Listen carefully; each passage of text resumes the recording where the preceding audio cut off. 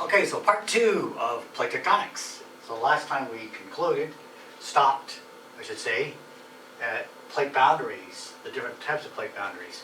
So there are three major categories of plates and plate boundaries. Divergent plate boundaries, which means that these are plates that are moving away from one another. Convergent plate boundaries means they're coming together. And then transform plate boundaries, there's two places in the world where this occurs, and this is where plates are sliding past one another. So they're not moving away or coming together, they're sliding past one another. So convergent, divergent, and transformed are the three types of plate boundaries. So each plate boundary, there's a combination of the three types. So convergent plate boundaries, you can have two continental plates coming together. We call this continent-to-continent convergence. You can have a plate boundary that consists of a continental plate and an oceanic plate. The oceanic plate, when it meets the continental plate, because it's heavier and denser, it's made out of that dark basaltic rock, rich in iron, so it's going to sink. It's going to subduct, so we call this convergent subduction.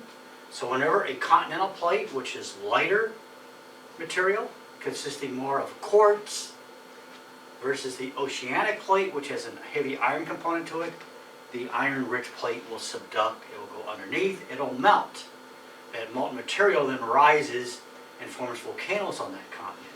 A good example of that is the Pacific Northwest. Mount St. Helens is a good example of a volcano. When two oceanic plates come together, and these form some of the most deadliest earthquake areas in the world, both oceanic plates want to subduct, but only one can. The other one tries, and it almost acts like a springboard, and these plates have a tendency to bounce back up, as in the Indian Ocean earthquake, which resulted in a massive tsunami that impacted that entire region. And then the other convergent plate boundary is when two continents come together, there's no subduction. The two continents simply come together, they crunch together, and they create mountain ranges. And the best example of that is the Himalayan mountains. And then divergent plate boundaries is where new crust is being added to the earth. And that new crust, as it comes in, it pushes the old crust aside and basically pushes the plates apart. We call that divergent. We also call those constructive plate boundaries because they're actually adding new crust. The term destructive is sometimes used in the subduction because in the convergent plate boundaries, crust is being recycled. It's being pushed underneath the continent down into the liquid portion, into the asthenosphere. That crust then melts, and so it's recycled back into liquid again. And then transfer plate boundaries, there's no new crust being added, there's no old crust being destroyed. Basically, a transfer plate boundary is when two plates slide past one another. The two best examples of that are California, where the Pacific plate and the North America plate are sliding past one another, creating the San Andreas Fault. And then the Alpine Fault of New Zealand is another example of a transform plate boundary. So divergent plate boundaries, these are plates that are located right in the middle of oceans. So divergent plate boundaries are in the middle of oceans. The best example one is the Mineologic Ridge, where new crust is being added in the middle of the Atlantic Ocean. Underneath the ocean, there's a mountain range, a ridge that comes up, and new crust is being added. So as we go from the center of the Atlantic Ocean, and you go towards North America, or go towards Europe, the age of the rocks are younger in the middle, and as we go out, those ages of those rocks increase in age. So here we get, million-year-old rocks, 5 million years, 10, 100 million, so forth. As we move out, the rocks get progressively older. So this basically is what pushed away the African plate and the North American plate. It basically pushed North America away from Europe. It pushed Africa and South America apart. Ocean ridges, seafloor spreading. So this is what Hess discovered. He discovered this whole concept of seafloor spreading, where new crust is being added at the mid-Atlantic ridge. as this new crust is added, it pushes the old crust aside and hits the concept of seafloor spreading. The spreading rates vary from different ridges. So there's the Mid-Atlantic Ridge, which is in the Atlantic Ocean. There's the East Pacific Rise, which is actually off of South America. It then comes up along Central America, along Mexico. Then it comes right at the Baja Peninsula and gets landlocked onto North America, which is the San Andreas Fault. So the reason we have this plate boundary in North America, in California, is because the North American continent overrode a spreading center that was once called the East Pacific Rise. It's still called the East Pacific Rise down off of South America and Central America. But the North American continent overrode that spreading center. And this is why we have a plate boundary between the Pacific Plate and the North American Plate. So this kind of shows this concept. Here's the Mid-Atlantic Ridge, what it looks like today.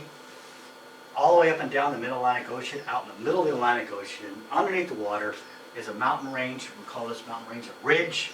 This is where new crust is being added. And as you go out away from this ridge, the age of the crust gets older, progressively outward. So the oldest part of the ocean floor is right along the coast of North America. And same age, so this is about 240 million year old crust here. You'll also find 240 million year old crust way over here off the west coast of Africa. Here you would have the same ages of crust. In the middle, the age of the crust is today. It's being formed today at 0. So this basically shows the progression of the Mid-Atlantic Ridge. Starts off with an upwelling. Basically it forms a rift valley. As this hot basaltic rock that's rich in iron is going to basically solidify, it's going to cool, it's going to compress, it's then going to get flooded. First you're going to have this little bit of an inlet sea, a seaway, and then as more and more crust is added and these plates go further and further and further away from one another over a process of 240 million years, you're going to get the formation of the Atlantic Ocean due to the Mid-Atlantic Ridge right here.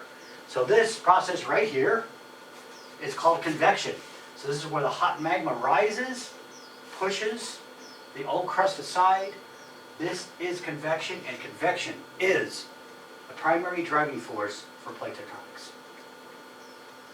All right, older portions of plates are then returned to the mantle. So this is what we call destructive plate boundaries or subduction. This occurs when two plates meet. This is a convergent plate boundary. So the Mid-Atlantic Ridge is a constructive margin. New crust is being added.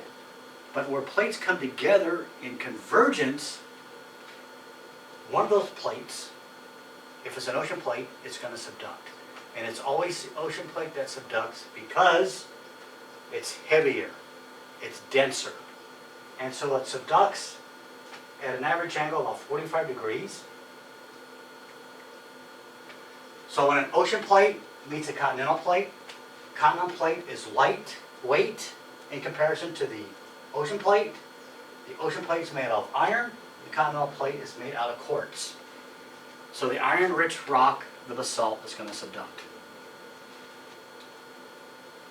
And that is a dark screen.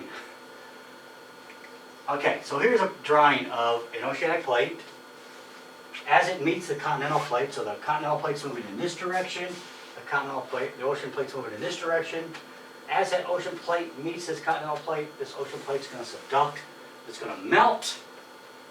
That melted material is going to rise and form a chain of volcanoes, and we call this a continental volcanic arc. Mount St. Helens, Mount Rainier, Mount Shasta, the Cascade Mountains are being formed that way today because off the coast of Northern California, Oregon, Washington, there is a plate called the Juan de Fuca plate, and it's subducting. It's going underneath the North American continent, and that plate is melting. And as that molten material rises, it forms plutons, granitic rock underneath if it crystallizes, and then that rock comes to the surface in the form of volcanoes. When two ocean plates converge, this is the most dangerous plate boundary of all. They're both heavy. They're both dense. They both want to subduct, but usually what happens, the older ocean plate tends to be a little more dense, and that is the plate that's going to subduct. So you have an ocean plate coming together that's 100 million years old against an ocean plate that's 150 million years old. The older one, the 150 million year old plate, is the one that's going to subduct. It's then going to melt as it subducts, going to create magma. That magma is going to rise and it's going to form islands in the middle of the oceans. Good examples of that, Japan. The Aleutian Islands, Tonga Islands. And so this is a diagram. Here's an ocean plate. So this ocean plate is moving in this direction. This ocean plate is moving in the opposite direction. This obviously was the older ocean plate. It subducts, it melts, that melted material comes up. It's going to first form underwater volcanoes. As that volcano becomes larger and larger and larger, it's going to pop its head above the water, forming an island, and these usually form in a nice chain of islands called a volcanic island arc. See how this plate here is really bending right here? It is really bending down. It wants to subduct too. It's like two kids that want the same toy, but only one can have it. The other one wants it anyway, so it tries. And then this is the dangerous part, because these bent down portions here can pop back up. And in the case of the Indian Ocean quake, the ocean crust uplifted 8 feet in about 30 seconds, which then displaced a lot of water and created a huge tsunami. Convergent plate boundaries, where we have two continental landmasses to come together, there's no subduction, because continents can't subduct because they're too light. So in that case, these two plates are going to meet and they're going to crunch together and they're going to form huge mountain ranges. So the largest mountain range of the world were formed that way, the Rocky Mountains. Our Rocky Mountains in the western United States were formed when Gondwana Land broke apart and all these continental land masses came across and met with North America. So North America was moving west. These land masses from Gondwana Land moved east. They stuck themselves onto the North American continent.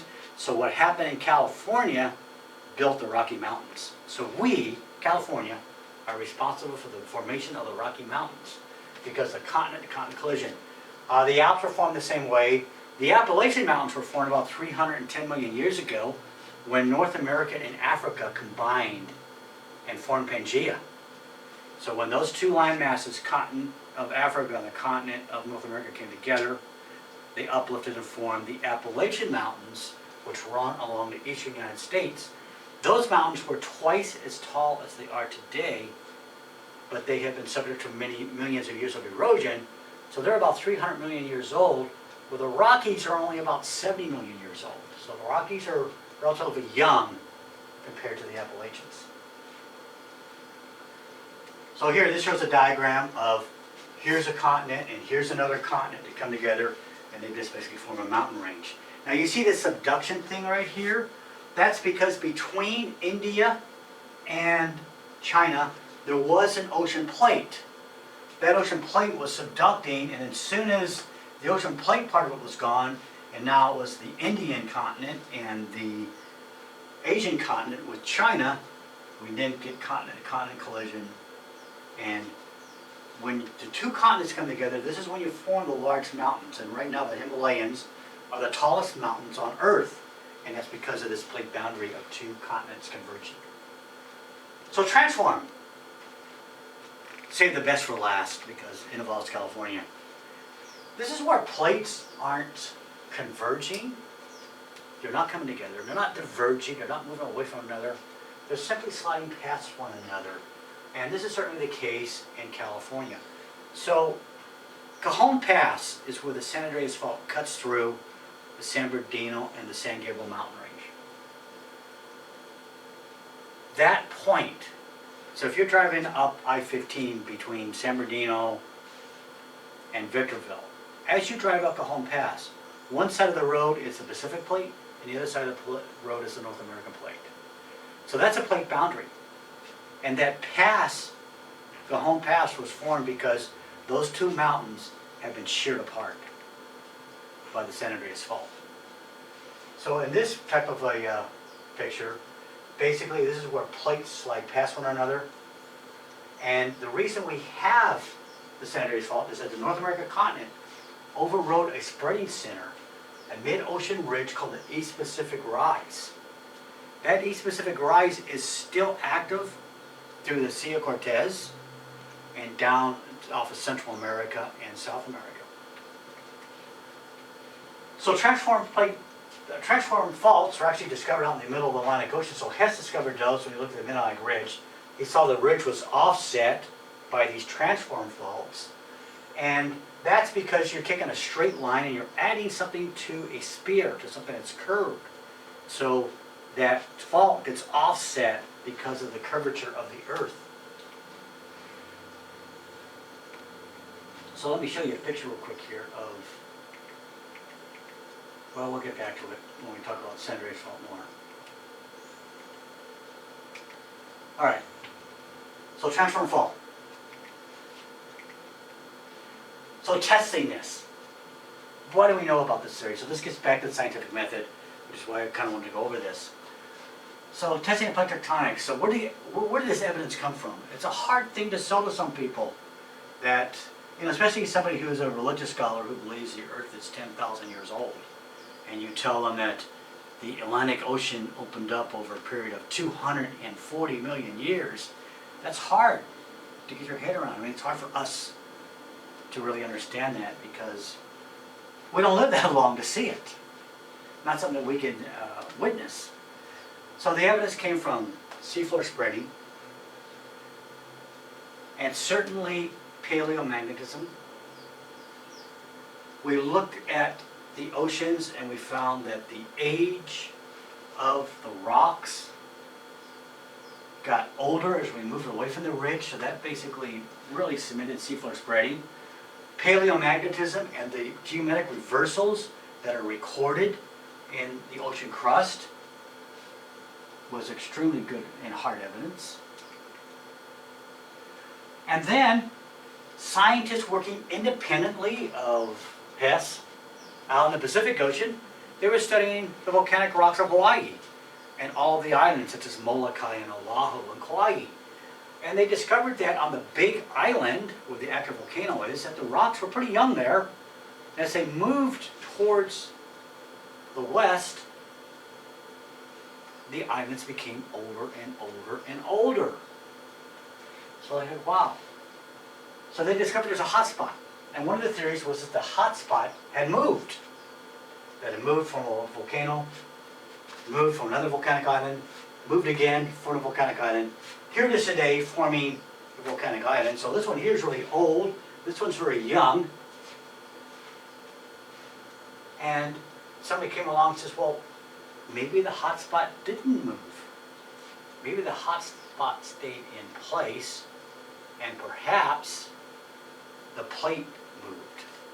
So when scientists started looking at Hawaii, look at the big island, the oldest rocks on the big island today are about 700,000 years old. You go to Molokai and the rocks are about 980 million years old. Molokai, the rocks range between 1.3 and 1.8 million. Oahu at 2.2 to 3.3 million years old. Look at Kauai, 3.8. And then as it turns out, most of the islands of the Hawaiian island chain are underwater. Those islands have been eroded because they're not active volcanoes anymore. And when we look at the underneath of the Atlantic Ocean, there's a whole chain of islands that goes from Hawaii to Midway. Midway is an island that still sticks itself up above water. Very important island in World War II. And then that island chain continues. And then it makes an abrupt turn right here and goes north. And Sayako is 65 million years old. The rocks that make up the big island of Hawaii, the oldest rocks there range in age from just a couple of years ago to about 700,000 years in age. So again, what has now been hypothesized is that the hot spot has stayed in the same spot, but the Pacific plate has moved over that hot spot. So this is another line of evidence. So this is scientists who are working completely independent of Hess, completely different independent of Vine and Matthews out in California. And so this is where you have one set of scientists working over here on research, another set over here working on research, and they find out that the research correlates very nicely, this really builds good science. And I think we need to employ this in our leadership of this country today. I think we need to really look at science. Don't taint the news. Don't make it into what you want to make it, but let it be what it is. And address the problems as they are. So plate magnetism and plate motions, by far, extremely convincing evidence. So this whole idea of magnetism being stored in rocks on continents like Vine and Matthews saw in California, like Hess saw in the rocks that make up the Atlantic Ocean floor. This evidence really is convincing. So how do we measure plate movement? I got involved in a neat little project right along the Riverside Freeway. We put in these little brass placards across the Riverside, across the 91 freeway. There's a fault that goes right across that area. And so we put in these little brass placards, we measure them with lasers. We've actually gone out there a couple times and remeasured them. And so we're waiting for an earthquake. That fault is going to move. As you drive down the 91 freeway towards Corona, there's a big dam there called the Prado Dam. It's built right across that fault. And we're going to see how much it moves, if it does move. So we have these little placards. So that's one way you can measure plate movement, is fix points, get the compass direction, wait for the earthquake, and see how much they've moved, or go back from year to year. What we do today is we have GPS. Global position satellites are the best. They can actually fix themselves on points. And because of GPS satellites, we know that plates move. So this is basically a diagram showing the plates of the world. The ones with the red arrows are the fastest moving plates. So the Nazca plate off of South America. And ironically, here we have the fastest moving plate, and yet Santiago, Chile has had the #1, and I think the #3 largest earthquakes in recorded history. And ironically, it's right along the fastest moving plate. North America plate, which is a purple color plate, is a fairly slow moving plate, along with a lot of the Mid-Atlantic Ridge is fairly moving slowly. That's due to the size. These are huge plates, and they're very massive because they contain lots of masses of rocks and mountains. The Nazca plate's fairly small in comparison to the South American, the North American plate, so forth. It's moving very quickly. So these plates move, not at uniform rates, not at uniform speeds. So some plates are more active than others. Here we have the Pacific plate, which is kind of mid-range, against a slow-moving plate. One thing I want you to know, ring of fire. So what is a ring of fire? It is basically a chain of volcanoes all along South America, Central America, out to North America, through Alaska, British Columbia, Aleutian Islands. And this is a chain of volcanoes around the Pacific plate. So the Pacific plate is the largest plate in North America right now. I mean, in the world, in North America. Pacific plate, yeah, North America. Pacific plate is the largest plate on Earth right now. And all the way around the Pacific plate are active volcanoes.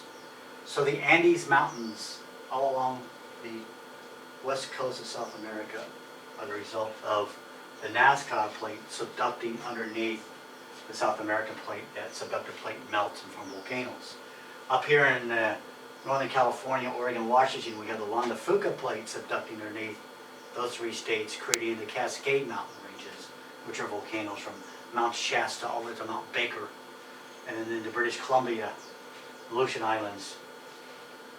So the Ring of Fire is a chain of volcanoes around the Pacific plate.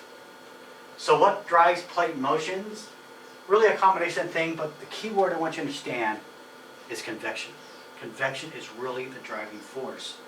So convection, the fact that at the Mid-Atlantic Ridge and at the East Pacific Rise, new rock is being added that pushes the old rock aside. And then plates are being subducted, so they're being pulled under. So really it's a combination of new crust pushing, old crust pulling down. So those two forces together is what really drives plate tectonics. So here's a good example of that. New crust is being added at the ridge. It's pushing the old crust aside, so you get the push. And then down here, because this stuff is so dense, it's pulling down. And so you have the downward pull, the use of gravity here, and the use of convection force over here. And this is what basically is what drives plate tectonics. So we have all sorts of models to understand these plates. In California, there's huge studies that are being done, Anza Borrego, and all the way up in Parkfield. We're doing a lot of core drilling. We're looking at how much the crust moves underneath versus the surface. As it turns out, underneath the San Andreas Fault seems to be a little more actively moving than the surface, so there's some drag that's occurring. So it's almost like this, like it's just going a little quicker. And that might be a potential problem for major surface earthquakes. So we know that convection is a main driving force in this. And you have to realize that this is a theory. It's an ongoing theory. It's an evolving theory. And that's what science is. Do we have all the answers? Absolutely not.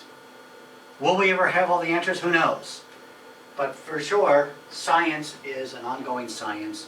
And as new technologies emerge, as new innovations are discovered, we can make better predictions about earthquakes and how plates will move. And that is basically our ultimate goal, is we would like to have a handle on earthquakes and maybe have some predictability so that we can put first responders in line to react to the aftermath of an earthquake. So volcanoes and earthquakes, we know, are associated with plate tectonics and plate boundaries. Mount St. Helens is a result of a plate boundary.